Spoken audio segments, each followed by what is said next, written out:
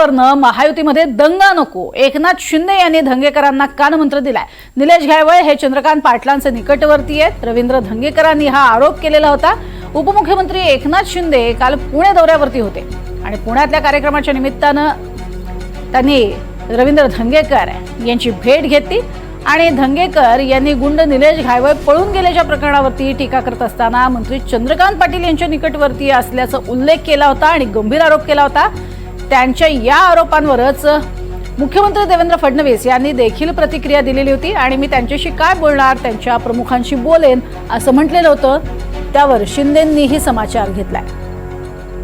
एकीकडे आपण बघतोय धंगेकरांनी जोरदार आरोप करत चंद्रकांत पाटील यांच्यावरती निशाणा साधलेला होता निलेश घायवळ प्रकरणामध्ये आणि त्यातच एकनाथ शिंदे आणि रवींद्र धंगेकर यांची पुण्यामध्ये भेट झाली आणि त्यानंतर मात्र एकनाथ शिंदेंनी धंगेकरांना कानमंत्र दिलेला आहे। दंगेकरांची माझं बोलणं झालेलं आहे। दंगेकरांना मी सांगितलेलं आहे की महायुतीमध्ये दंगा नको, पण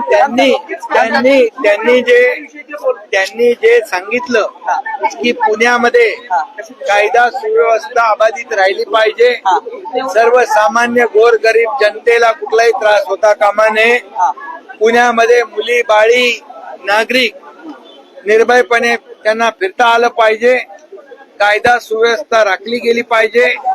आणि म्हणून मी एवढंच सांगतो की गुन्हेगाराला क्षमा नाही, गुन्हेगार कोणी असू द्या त्याला पाठीशी घातलं जाणार नाही।